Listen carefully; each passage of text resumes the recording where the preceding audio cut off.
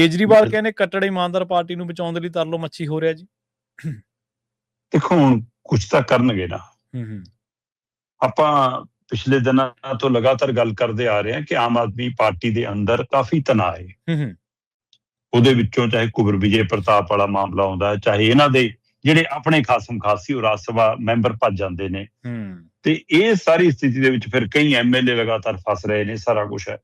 ਜਿੱਦਾਂ ਹੀ ਉਹ ਲੀਡਰ ਗਏ ਰਾਜ ਸਭਾ ਮੈਂਬਰ, ਉਹ ਤੋਂ ਬਾਅਦ ਇਹਨਾਂ ਨੂੰ ਫਿਕਰ ਪਿਆ ਕਿ ਸਾਡੇ ਵਾਲੇ ਕਿਤੇ MLA ਨਾ ਹੁਣ ਕਿਸੇ ਪਾਸੇ ਨੂੰ ਤੁਰ ਪੈਣ। ਉਹਦੇ ਲਈ ਇਹਨਾਂ ਨੇ ਮੈਨੇਜਮੈਂਟ ਸ਼ੁਰੂ ਕੀਤਾ ਕਿ ਉਹਨਾਂ ਨੂੰ ਗੋਲ ਚੱਕਰ ਚੋਂ ਲੰਘਾ ਲਓ, ਰੱਸਾ ਕੱਸੀ ਕਰਾ ਲਓ, ਬਹੁਤ ਕੁਛ ਕਰਾਇਆ। ਪਰ ਉਹਦੇ ਬਾਵਜੂਦ ਵੀ ਉਹ ਦਿਨ ਆ ਗਿਆ ਜਦੋਂ ਸ਼ੀਸ਼ਾ ਦਿਖਾਇਆ ਪੰਜਾਬ ਦੇ ਇੱਕ ਮੰਤਰੀ ਨੇ ਦਿੱਲੀ ਵਾਲੇ ਆਕਾ ਨੂੰ, ਤੇ ਮਤਲਬ ਉਹ ਤਾਂ ਜਗੋਤੇਰ ਵੀ ਹੋ ਗਈ ਨਾ ਮਨੀਸ਼ ਸਿਸੋਦੀਆ ਨਾਲੋਂ। ਤਾਂ ਸੋਚਿਆ ਵੀ ਨਹੀਂ ਹੋਣਾ ਕਿ ਮੈਨੂੰ ਐ ਪੈ ਜਾਊਗਾ ਕਿ ਤਾਂ ਹੀ ਹਾਰ ਕੇ ਤੁਸੀਂ ਇੱਥੇ ਬੈਠੇ ਹੋ, ਤੁਸੀਂ ਦੱਸੋਗੇ ਪੰਜਾਬ ਕਿਵੇਂ ਚੱਲਣਾ, ਬਹੁਤ ਹੋ ਗਿਆ ਹੁਣ, ਏਦਾਂ ਨਹੀਂ ਹੋਊਗਾ। ਮਤਲਬ ਸਿੱਧਾ ਹੋਇਆ ਕੰਮ। ਉਹ ਤੋਂ ਬਾਅਦ ਕੇਜਰੀਵਾਲ ਨੰਗੇ ਪੈਰ ਭੱਜਿਆ ਜਦ, ਮਤਲਬ ਜਿਹੜੇ ਪੰਜਾਬ ਦੇ ਕੈਬਨਿਟ ਮੰਤਰੀਆਂ ਨੂੰ ਦਿੱਲੀ ਬੁਲਾ ਕੇ ਮੀਟਿੰਗਾਂ ਲੈਣ ਲੱਗ ਪਏ ਸੀ, ਜਿਹੜੇ ਕਹਿੰਦੇ ਸੀ ਜਹਾਂ ਆਓ ਮੇਰੀ ਮਤਲਬ ਮੈਂ ਇੱਥੇ ਬੈਠ ਕੇ ਕਲਾਸ ਲਊਂਗਾ, ਉਹ ਹੁਣ ਭੱਜੇ ਆਏ। ਉਹਨਾਂ ਨੂੰ ਲੱਗਿਆ ਕਿ ਇਹਦਾ ਮਤਲਬ ਕੁਛ ਗੜਬੜ ਹੈ। ਆਪਾਂ ਕੱਲ ਵੀ ਗੱਲ ਕਰ ਰਹੇ ਸੀ ਕਿ ਜਦੋਂ ਨਿਗਮ ਚੋਣਾਂ ਹੋਣ ਤੇ ਚੋਣ ਪ੍ਰਚਾਰ ਸਿਖਰ ਤੇ ਹੋਵੇ ਤੇ ਤੁਸੀਂ ਉਸ ਸਮੇਂ ਬੈਠਕਾਂ ਕਰੋ, ਇਹਦਾ ਮਤਲਬ ਸਾਰਾ ਕੁਝ ਠੀਕ ਨਹੀਂ ਹੈ ਜੀ। ਪਹਿਲਾਂ ਕਹਿੰਦੇ ਕਿ ਕੇਜਰੀਵਾਲ ਨੇ ਚਾਹਿਆ ਕਿ ਆਪਾਂ ਮਾਝਾ ਮਾਲਵਾ ਦੁਆਬਾ ਇਹਦਾ 3 ਜ਼ੋਨ ਚ MLA ਬੁਲਾ, ਪਹਿਲਾਂ ਚਾਹਿਆ ਕਿ ਸਾਰੇ MLA ਇਕੱਠੇ ਬੁਲਾ ਲਓ, ਫਿਰ ਆਇਆ ਕਿ ਏਦਾਂ ਕਰੋ ਮਾਝਾ ਮਾਲਵਾ ਦੁਆਬਾ ਕਰਕੇ ਬੁਲਾ ਲਓ।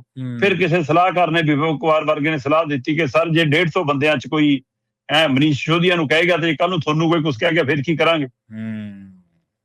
ਕਹਿੰਦੇ ਫਿਰ ਕੀ ਕਰੀਏ, ਕਹਿੰਦੇ ਫਿਰ ਇੱਕ ਹੀ ਕਰਕੇ ਬੁਲਾਓ। ਸਹੀ ਹੈ। ਉਹ ਹਿੰਦੀ ਫਿਲਮਾਂ ਚ ਦੇਖਿਆ ਕਿ ਕਈ ਵਾਰ ਫੈਕਟਰੀ ਮੁਲਾਜ਼ਮਾਂ ਦੀ ਮਾਲਕ ਨਾਲ ਵਿਗੜ ਜਾਂਦੀ ਹੈ, ਫਿਰ ਉਹ ਮੀਟਿੰਗ ਲਈ ਬੁਲਾਉਂਦਾ ਤੇ ਇੱਕ ਨੁਮਾਇੰਦਾ ਅੰਦਰ ਆ ਕੇ ਕੁੰਡੀ ਲਾ ਲੈਂਦਾ, ਫਿਰ ਅੰਦਰ ਆ ਕੇ ਝਾੜ ਚੱਪ ਕਰ ਦਿੰਦਾ ਹੈ ਨਾ, ਫਿਰ ਕੁੰਡੀ ਖੋਲਣ ਤੋਂ ਪਹਿਲਾਂ ਕਹਿੰਦਾ ਆਪ ਮੂੰਹ ਧੋ ਲਓ, ਸਾਫ਼ ਕਰ ਲਓ, ਆਜੋ ਬਾਹਰ, ਹੈ ਨਾ। ਹੁਣ ਬੰਦ ਕਮਰੇ ਚ ਕਿਹਨੇ ਦੇਖਿਆ ਕਿ ਕਿਹਨੂੰ ਗਾਲਾਂ ਕੱਢੀਆਂ ਤੇ ਕਿਹਨੇ ਸੁਣੀਆਂ ਤੇ ਕਿਹਨੇ ਕੀ ਕਿਹਾ। ਸਹੀ ਹੈ। ਫੋਨ ਪਹਿਲਾਂ ਬਾਹਰ ਰਖਾ ਲੈਂਦੇ ਨੇ ਸਾਰਾ ਕੁਛ ਨੇ। ਸੋ ਹੁਣ ਇਸ ਤਰੀਕੇ ਨਾਲ ਮੁਲਾਕਾਤਾਂ ਕੀਤੀਆਂ ਜਾ ਰਹੀਆਂ ਨੇ। ਇਹ ਚੈੱਕ ਕਰਨ ਦੀ ਕੋਸ਼ਿਸ਼ ਕੀਤੀ ਜਾ ਰਹੀ ਹੈ ਕਿ ਕਿਤੇ ਹੋਰ ਕੋਈ ਵੱਡੀ ਬਗਾਵਤ ਦੀ ਤਿਆਰੀ ਤਾਂ ਨਹੀਂ।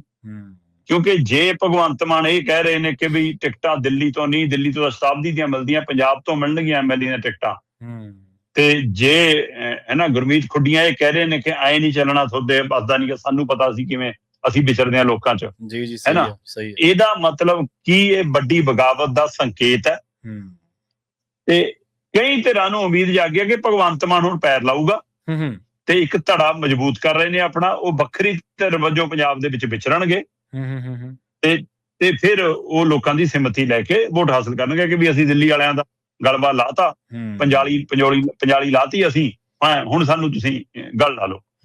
ਪਰ ਕੁਝ ਤਰ੍ਹਾਂ ਕਹਿੰਦੀਆਂ ਕਿ ਕਿਤੇ ਇੱਕ ਅੰਦਰ ਦਾ ਫਾਰਮੂਲਾ ਨਾ ਹੋਵੇ ਕੋਈ ਹੋਰ ਨਵਾਂ ਜੀ, ਕਿ ਖੁਦੇ ਚਾਹੁੰਦੇ ਹੋਣ ਕਿ ਲੋਕਾਂ ਦੇ ਚੇਸ ਨਾ ਚਲਾ ਜਾਵੇ ਕਿ ਹੁਣ ਦਿੱਲੀ ਵਾਲੇ ਹੈ ਨਹੀਂ, ਕਿ ਇੱਕ ਵਾਰ ਜਿੱਤ ਲਓ ਬਾਅਦ ਚੋਂ ਦੇਖਾਂਗੇ। ਤੇ ਕੁਝ ਤਰ੍ਹਾਂ ਕਹਿੰਦੀਆਂ ਕਿ ਜੇ ਬੰਦਾ ਲੱਤ ਡਾਉਣ ਲੱਗਿਆ, ਪੈਰ ਲਾਉਣ ਲੱਗਿਆ, ਹੈ ਨਾ, ਦਮ ਦਿਖਾਉਣ ਲੱਗਿਆ, ਤਾਂ ਉਹਦੀਆਂ ਆਪਣੀਆਂ ਲੱਤਾਂ ਦਾ ਭਾਰ ਨਹੀਂ ਚੱਲਦੀਆਂ, ਕਿਤੇ ਅਮਿਤ ਸ਼ਾਹ ਦਾ ਆਸ਼ੀਰਵਾਦ ਤਾਂ ਨਹੀਂ ਮਿਲ ਗਿਆ ਜਿਹੜੀ ਨੇ। ਸੋ ਕਈ ਤਰ੍ਹਾਂ ਦੀ ਚਰਚਾ ਪੰਜਾਬ ਦੇ ਵਿੱਚ ਹੈ, ਪਰ ਕੇਜਰੀਵਾਲ ਦੀ ਇੱਕ ਤਰ੍ਹਾਂ ਨਾਲ ਇਹ ਆਖਰੀ ਕੋਸ਼ਿਸ਼ ਹੈ। ਕਿਉਂਕਿ ਆਪਾਂ ਕੱਲ ਵੀ ਗੱਲ ਕਰ ਰਹੇ ਸੀ ਕਿ ਜਦੋਂ ਸੰਜੇ ਸਿੰਘ ਤੇ ਦਰਗੇਸ਼ ਪਾਠਕ ਆਏ ਤੇ ਉਹਨਾਂ ਤੋਂ ਪੰਜਾਬ ਦੇ ਇਹਨਾਂ ਦੇ ਵਰਕਰਾਂ ਦਾ, ਲੀਡਰਾਂ ਦਾ ਮੋਹ ਭੰਗ ਹੋਇਆ ਤਾਂ ਉਹਨਾਂ ਨੇ ਰਾਘਵ ਚੱਡਾ ਤੋਰਤਾ। ਜਦੋਂ ਰਾਘਵ ਚੱਡੇ ਦੀ ਤੋਰਨ ਦੀ ਵਾਰੀ ਤਾਂ ਸੰਦੀਪ ਪਾਠਕ ਆ ਗਿਆ, ਤੇ ਜਦੋਂ ਸੰਦੀਪ ਪਾਠਕ ਤੋਰਿਆ ਗਿਆ ਤਾਂ ਫਿਰ ਵਿਵੇਕ ਕੁਮਾਰ, ਮਨੀਸ਼ ਸਿਸੋਦੀਆ, ਸਤਿੰਦਰ ਜੈਨ ਆ ਗਏ।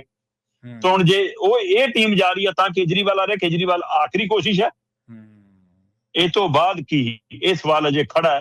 ਸੋ 2027 ਦੀਆਂ ਚੋਣਾਂ ਤੋਂ ਪਹਿਲਾਂ ਕੇਜਰੀਵਾਲ ਤਾਂ ਕਹਿੰਦਾ ਕਿ ਪਿਛਲੀ ਵਾਰ ਨਾਲੋਂ ਵੱਧ ਜਿੱਤ ਕੇ ਆਵਾਂਗੇ, ਪਰ ਇੱਥੇ ਲੋਕਾਂ ਨੂੰ ਲੱਗ ਰਿਹਾ ਕਿ ਆਮ ਆਦਮੀ ਪਾਰਟੀ ਦੋ ਫੜ ਵੀ ਹੋ ਸਕਦੀ ਹੈ। ਇਹ ਚੋਂ ਨਵਾਂ ਦਲ, ਨਵੀਂ ਧਿਰ, ਨਵਾਂ ਧੜਾ ਵੀ ਪੈਦਾ ਹੋ ਸਕਦਾ, ਜਾਂ ਦਿੱਲੀ ਵਾਲੇ ਬਣਾ ਪੰਜਾਬ ਵਾਲੇ ਹੋ ਕੇ ਖਿਲਾਰਾ ਵੱਡਾ ਪੈ ਸਕਦਾ, ਜਾਂ ਫਿਰ ਕਿਸੇ ਨਵੀਂ ਸ਼ਹਿਰ ਦੇ ਸਿਰ ਤੇ ਟੱਪ ਰਹੇ। ਸਹੀ ਹੈ ਜੀ, ਬਿਲਕੁਲ।